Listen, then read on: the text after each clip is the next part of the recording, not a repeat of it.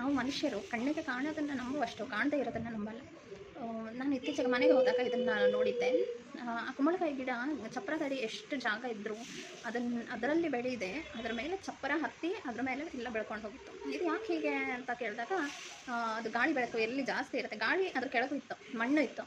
ನನಗೆ ಮಣ್ಣು ಬೇಕಲ್ವಾ ಗಿಡಕ್ಕೆ ಬೆಳೆಯೋದಕ್ಕೆ, ಅದು ಸಾಕಾಗಿತ್ತಲ್ವ. ಅದು ಅಷ್ಟೆಲ್ಲ ಕ್ಲೀನಾಗಿರೋ ಜಾಗ ಬಿಟ್ಟು ಅದು ಯಾಕೆ ಚಪ್ಪರ ಹತ್ತಿ ಹೋಯಿತು ಅಂತ ನೋಡಿದಾಗ ಅದಕ್ಕೆ ಬೆಳಕು ಬೇಕು, ಅದಕ್ಕೆ ಚಪ್ಪರ ಹತ್ತಿ ಅದರಲ್ಲಿ ಎಲ್ಲಿ ಅದಕ್ಕೆ ಗಾಳಿ ಬೆಳಕು ಎಲ್ಲದೂ ಸಿಕ್ತು, ಮಣ್ಣಿಗೆ ಮಣ್ಣು ಸಿಕ್ಕಿದೆ, ಹಾಗಾಗಿ ಅದ್ರ ಮೇಲೆ ಹಬ್ಕೊಂಡು ಹೋಯಿತು ಅಂತ ಹೇಳಿದ್ರು ನಮ್ಮ ತಂದೆ ತಾಯಿ. ಅಲ್ಲಿಗೆ ನಾವು ಏನಂದರೆ ಎಲ್ಲದನ್ನು ಈಗ ಅದಕ್ಕೆ ಬೆಳಕಿಗೋಸ್ಕರ ಅದ ಮೇಲೆ ಹೋಯಿತು ಅಂತ ಹೇಳಿದರೆ ನಾವು ಈಗ ಒಂದಷ್ಟು ನಂಬೋದೇನೋ, ಯಾಕಂದರೆ ಅದು ಈಗ ವೈಜ್ಞಾನಿಕವಾಗಿ ಅದು ಸಾಬೀತಾಗಿರೋದ್ರಿಂದ ಅದನ್ನು ನಾವೆಲ್ಲರೂ ಒಪ್ಕೊಳ್ತೀವಿ. ಅದೇ ರೀತಿ ಇನ್ನೂ ಕೆಲವಷ್ಟು ನಾವು ಕಾಣದೇ ಇರೋದನ್ನು ಹೇಳಿದಾಗ ತುಂಬ ಜನ ನಂಬೋದಕ್ಕೆ ತಯಾರಾಗಿರಲ್ಲ. ಹಾಗಾಗಿ ಈಗ ಸಸ್ಯಗಳು ಅವು ಆಹಾರ ಉತ್ಪತ್ತಿ ಮಾಡ್ಕೊಳ್ಳೋದಕ್ಕೆ ಏನೋ ಕ್ರಿಯೆ ನಡೆಯುತ್ತೆ ಅದರ ಒಳಗೆ ಅಂತ ಹೇಳೋದಕ್ಕೆ ದ್ಯುತಿ ಸಂಶ್ಲೇಷಣೆ ಅನ್ನುವಂಥ ಒಂದು ಹೆಸರು ಕೊಟ್ಟಿರೋದ್ರಿಂದ, ಅದನ್ನೆಲ್ಲ ವೈಜ್ಞಾನಿಕವಾಗಿ ಸಂಶೋಧನೆ ಮಾಡಿರೋದ್ರಿಂದ ನಾವು ತುಂಬ ಬೇಗ ಒಪ್ಕೊಳ್ತೀವಿ. ಆದರೆ ಆ ಥರ ಯಾವುದೋ ಹೆಸರೇ ಇಲ್ಲದೇ ಇರೋ ಆದರೆ ಸತ್ಯವಾಗಿರೋ ವಿಷಯಗಳನ್ನು ನಾವು ಒಪ್ಕೊಳ್ಳೋದು ಕಷ್ಟ ಆಗುತ್ತೆ. ಅದೇ ರೀತಿ ಈ ಹಾಡು ನನಗನ್ನಿಸ್ತು, ಕವಿಗಳು ಮೊದಲು ನಮ್ಮಂತೆ ಯಾವುದೋ ಒಂದು ಕಾಣದಿರೋ ಶಕ್ತಿನ ಒಪ್ಕೊಳ್ಳೋದಕ್ಕೆ ಕಷ್ಟ ಆಗಿರ್ಬೋದು ಅವರಿಗೆ. ಆದರೆ ಈ ಥರ ಒಂದೊಂದೇ ಪ್ರಕೃತಿಯಲ್ಲಿರೋ ವಿಸ್ಮಯಗಳನ್ನು ನೋಡ್ತಾ ನೋಡ್ತಾ ಅವರಿಗೂ ನಂಬಿಕೆ ಬಂದಿರಬಹುದು, ಆಗ ಈ ಹಾಡು ಬರೆದಿರ್ಬೋದು ಅನ್ನೋ ಒಂದು ಚಿಂತನೆ.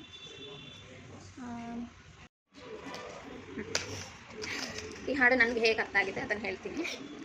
ಪ್ರಕೃತಿ ಇದೆ, ಅದು ಕಾಣುತ್ತೆ ನಮಗೆ, ಆದರೆ ಅದನ್ನು ನಡೆಸೋದು ಒಂದು ಶಕ್ತಿ ಇದೆ ಅಂತ ನಮ್ಮಲ್ಲಿ ತುಂಬ ಜನ ನಂಬಲ್ಲ. ಹಾಗೆ ನಂಬದಿದ್ದವರಲ್ಲಿ ಈ ಕವಿನೂ ಒಬ್ಬಾಗಿರ್ಬೋದು. ಹಾಗಾಗಿ ಈಗ ಹೇಳ್ತಾ ಇದ್ದಾರೆ, ನಿನ್ನ ಅಲ್ಲಗಳೆದ ನಮ್ಮ ಕರುಣೆಯಿಂದ ಕಾಯಿ. ಅಂದರೆ ಅವರಿಗೆ ಈಗ ಅರಿವಾಗಿದೆ ಆ ಥರ ಯಾವುದೋ ಒಂದು ಶಕ್ತಿ ಈ ಪ್ರಕೃತಿಯನ್ನು ನಡೆಸ್ತಾ ಇದೆ ಅಂತ. ಅದಕ್ಕೆ ನೀನು ಇಲ್ಲ ಅಂತ ಹೇಳಿದ್ದನ್ನು ನೀನು ಏನೂ ಬೇಜಾರು ಮಾಡ್ಕೊಳ್ಳದೆ ನಮ್ಮನ್ನು ಕರುಣೆಯಿಂದ ಕಾಯಬೇಕು ಅಂತ ಹೇಳ್ತಾರೆ. ಕಾರಿರುಳನ್ನು ಸೀಳಿ ಬರುವ ನಿಗಿ ನಿಗಿ ಉರಿ ಹರಳು. ಕಾರಿರುಳು ಅಂತ ಅಂದರೆ ಕಪ್ಪಾದ ರಾತ್ರಿ, ತುಂಬ ಕಪ್ಪಾದ ರಾತ್ರಿ. ಕಾರಿರುಳನ್ನು ಸೀಳಿ ಬರುವ ನಿಗಿ ನಿಗಿ ಉರಿ ಹರಳು. ಉರಿ ಹರಳು, ನಿಗಿ ನಿಗಿ ಉರಿ ಹರಳು ಅನ್ನೋದು ಸೂರ್ಯ ಅನ್ನೋ ಅರ್ಥ ಕೊಡುತ್ತೆ. ರಾತ್ರಿಯಿಂದ ಬೆಳಿಗ್ಗೆ ಹೇಗಾಗುತ್ತೆ, ಆ ಕಪ್ಪು ಆಕಾಶದಲ್ಲಿ ಸೂರ್ಯ ಆಕಾಶನ ಸೀಳ್ಕೊಂಡು ಬಂದಾಗ ಅದು ಹಗಲಾಗುತ್ತೆ. ಕಾರಿರುಳನ್ನು ಸೀಳಿ ಬರುವ ನಿಗಿ ನಿಗಿ ಉರಿ ಹರಳು ಅಂದರೆ ಇಲ್ಲಿ ಸೂರ್ಯನ ಬಗ್ಗೆ ಮಾತಾಡಿದರು. ನೀಲಿ ನಭದ ಹಾಸಿನಲ್ಲಿ ಮಣಿ ನೇಯುವ ಇರುಳು. ನೀಲಿ ನಭ ಅಂದರೆ ನೀಲಿಯಾಗಿರೋ ಆಕಾಶ, ನಭ ಅಂದರೆ ಆಕಾಶ. ಹಾಸಿನಲ್ಲಿ ಅದನ್ನು ಹಾಸಿಗೆಗೆ ಹೋಲಿಸಿದ್ದಾರೆ. ನೀಲಿ ನಭ, ನೀಲಿಯಾಗಿರೋ ಆಕಾಶನ ಒಂದು ಹಾಸಿಗೆಗೆ ಹೋಲಿಸಿ ಅದರಲ್ಲಿ ಇರುಳು ಅಂದರೆ ರಾತ್ರಿ ಮಣಿ ನೇಯುತ್ತಂತೆ. ಮಣಿ ನೇಯೋದು ಅಂತ ಅಂದರೆ, ಮಣಿ ಅಂದರೆ ಚಂದ್ರ ಅಂತಲೂ ಅನ್ಕೋಬೋದು, ಎಲ್ಲ ನಕ್ಷತ್ರಗಳು, ಚಂದ್ರ ನಕ್ಷತ್ರ ಎಲ್ಲದನ್ನು ಸೇರಿಸಿ ಮಣಿನ ನೇಯೋದು ಅಂದರೆ ನಾವು ಈ ಸೂಜಿ ಇಟ್ಕೊಂಡು ಹೀಗೆ ಹುಲಿಯೋದಕ್ಕೂ ನೇಯೋದು ಅಂತ ಹೇಳ್ತೀವ. ಇಲ್ಲ, ಮಣಿ ನೇಯುವ, ಅದನ್ನು ಒಂದು ದಾರಕ್ಕೆ ಪೋಣಿಸೋದಕ್ಕೂ ನೇಯುವುದು ಅಂತ ಹೇಳ್ಬೋದು. ಮಣಿ ನೇಯುವ ಇರುಳು ಅಂದರೆ ರಾತ್ರಿ ಆ ನೀಲಿಯಾಗಿರೋ ಆಕಾಶದಲ್ಲಿ ಈ ಸೂರ್ಯ ನಕ್ಷತ್ರ ಅನ್ನೋ ಮಣಿನೆಲ್ಲ ನೇಯುತ್ತಂತೆ. ಋತು ಮೀರದೆ ಮುಗಿಲಗಳಿಗೆ ಉರುಳಿ ಸುರಿವ ಜಲವು. ಋತು ಮೀರದೆ ಮುಗಿಲಗಳಿಗೆ ಉರುಳಿ ಸುರಿವ ಜಲವು. ಮುಗಿಲು ಅಂತಂದರೆ ಒಂದು ಮೋಡ.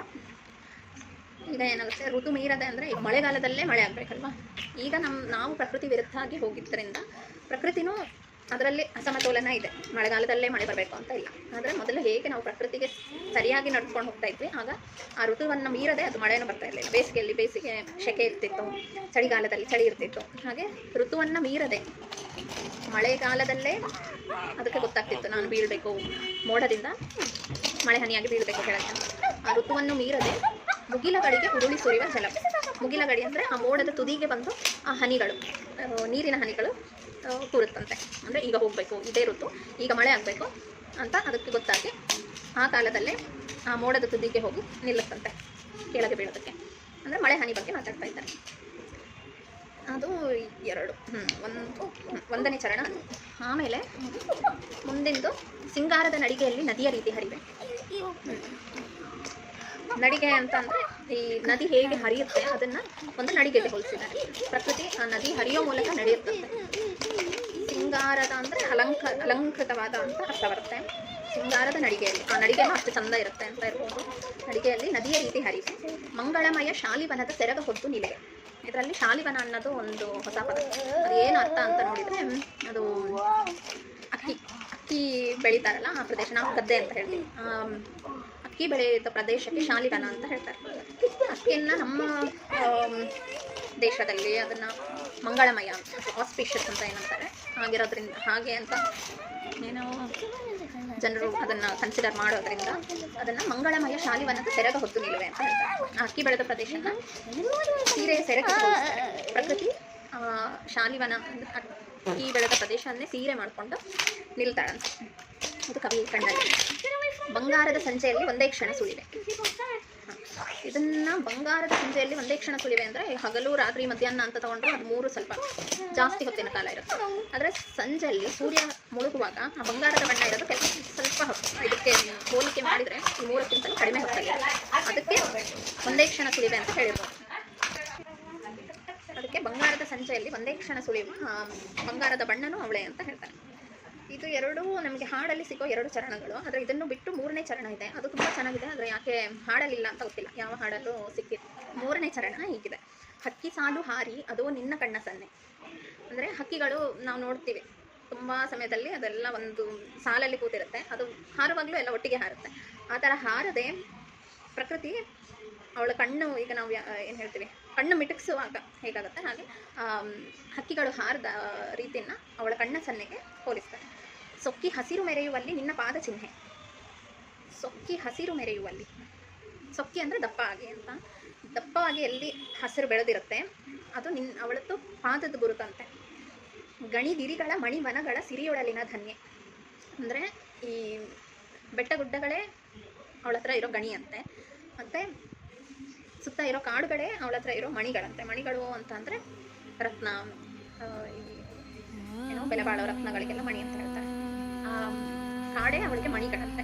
ಇದನ್ನೆಲ್ಲ ಇಂಥ ಗಿರಿ ಮತ್ತು ವನಗಳ ಗಣಿ ಮಣಿಗಳನ್ನು ಹೊಂದಿರುವ ಸಿರಿಯೊಡಲಿನ ಧನ್ಯೆ. ಒಡಲು ಅಂದರೆ ದೇಹ, ಸಿರಿಯೊಡಲಿನ ಧನ್ಯೆ. ಸಿರಿಯೊಡಲಿನ ಧನ್ಯೆ ಅಂದರೆ ಇಷ್ಟೆಲ್ಲ ಶ್ರೀಮಂತಿಕೆ ಇರುವ ಧನ್ಯೆ, ಒಬ್ಬ ಮಹಾತಾಯಿ ಅಂತ ಹೇಳ್ತಾರೆ. ಎಲ್ಲ ನಿನ್ನ ಲೀಲೆ ತಾಯಿ, ಎಲ್ಲ ನಿನ್ನ ಮೈ.